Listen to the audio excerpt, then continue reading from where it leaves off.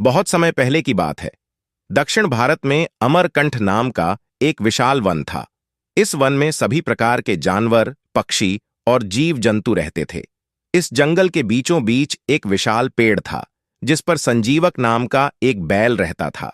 संजीवक बहुत शक्तिशाली और समझदार था और उस पेड़ के नीचे रहने वाले अन्य जानवरों का प्रिय भी। संजीवक का सबसे अच्छा मित्र था धूर्तक नाम का गीदड़। दोनों में गहरी मित्रता थी। धूर्तक को संजीवक की शक्तियों और बल का फायदा उठाना अच्छा लगता था। वह हमेशा किसी न किसी चाल से संजीवक से काम निकालता रहता, लेकिन संजीवक अपने मित्र के छल कपट से अनजान था। उसे लगता था कि धूर्तक सचमुच उसका सच्चा मित्र है। एक दिन उस वन में सिंहराज नाम का एक शेर आ गया। वह जंगल का सबसे शक्तिशाली और भयंकर शेर था। उसकी दहाड़ से पूरा जंगल कांप उठता था। धीरे धीरे सिंहराज ने पूरे वन पर अपना अधिकार कर लिया और सभी जानवर उससे डरने लगे। सिंहराज को हर समय केवल शिकार की चिंता रहती थी। एक बार वह गंभीर रूप से बीमार पड़ गया और शिकार करने की शक्ति खो बैठा। अब उसे रोज रोज शिकार मिलना मुश्किल हो गया था।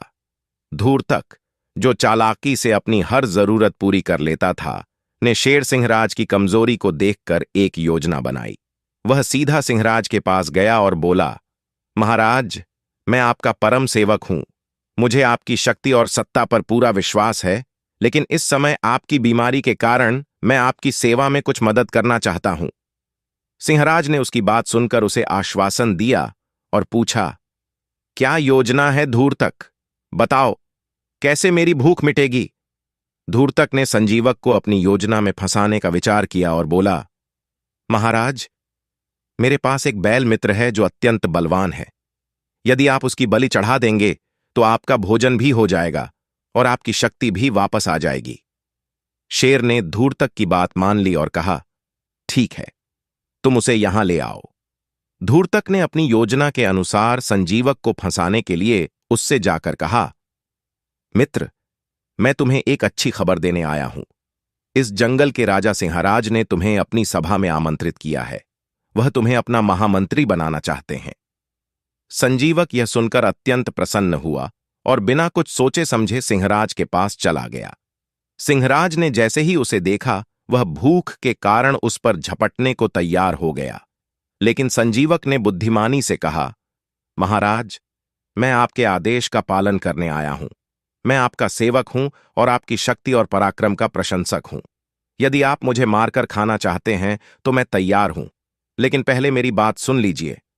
सिंहराज ने उसकी बात सुनने का निश्चय किया और कहा, ठीक है, कहो। संजीवक ने कहा, महाराज, मैं इस जंगल में केवल आपके लिए ही आया हूं। मेरे पास कुछ अनमोल ज्ञान है जो आपके राजकाज में काम आ सकता है। यदि आप मुझे मौका देंगे तो मैं आपके राज्य को और अधिक समृद्ध बना सकता हूं। सिंहराज ने उसकी बातों को ध्यान से सुना और उसकी बुद्धिमत्ता पर विश्वास करते हुए उसे छोड़ दिया। धीरे धीरे संजीवक ने सिंहराज का विश्वास जीत लिया और उसका मुख्य सलाहकार बन गया। उसने सिंहराज के राज्य को संगठित और सुदृढ़ बना दिया। धूर्तक को यह बिल्कुल भी अच्छा नहीं लगा। वह अब अपनी ही चाल में फंस चुका था। उसकी ईर्ष्या और द्वेष बढ़ने लगा। उसने सोचा, अब संजीवक राजा के निकट हो गया है और मैं उससे दूर हो रहा हूं। अगर ऐसा ही चलता रहा तो मेरी सारी योजनाएं विफल हो जाएंगी। धूर्तक ने एक और चाल चली। वह सिंहराज के पास गया और कहा, महाराज, आप संजीवक पर अधिक विश्वास कर रहे हैं, लेकिन वह आपको धोखा दे रहा है। वह अब आपके खिलाफ षड्यंत्र रच रहा है और आपसे राजा की गद्दी छीनना चाहता है। सिंहराज को यह सुनकर बहुत गुस्सा आया। उसने सोचा, संजीवक ने मेरे साथ धोखा किया है, मैं उसे नहीं छोड़ूंगा। सिंहराज ने गुस्से में संजीवक को बुलवाया और उससे कहा, तुम मेरे सबसे बड़े दुश्मन हो, अब तुम्हें मरना होगा। संजीवक को यह सुनकर बहुत आश्चर्य हुआ। उसने कहा, महाराज, मैंने आपका कभी भी बुरा नहीं चाहा, फिर आप मुझसे ऐसा क्यों कह रहे हैं? सिंहराज ने धूर्तक द्वारा कही गई बातों का जिक्र किया और कहा, तुम मेरे खिलाफ षड्यंत्र रच रहे हो। संजीवक ने तुरंत समझ लिया कि यह धूर्तक की चाल है। उसने सिंहराज से कहा, महाराज, धूर्तक ही असली धोखेबाज है। उसने आपको मुझसे दूर करने और आपके खिलाफ षड्यंत्र रचने के लिए झूठी बातें कही हैं। सिंहराज को धीरे धीरे संजीवक की बातों पर विश्वास होने लगा। उसने धूर्तक को बुलाकर पूछा, क्या तुमने मुझे धोखा दिया? धूर्तक ने अपनी गलती स्वीकार की, लेकिन अब बहुत देर हो चुकी थी। सिंहराज ने उसे कड़ी सजा दी और संजीवक को फिर से अपना महामंत्री बना लिया।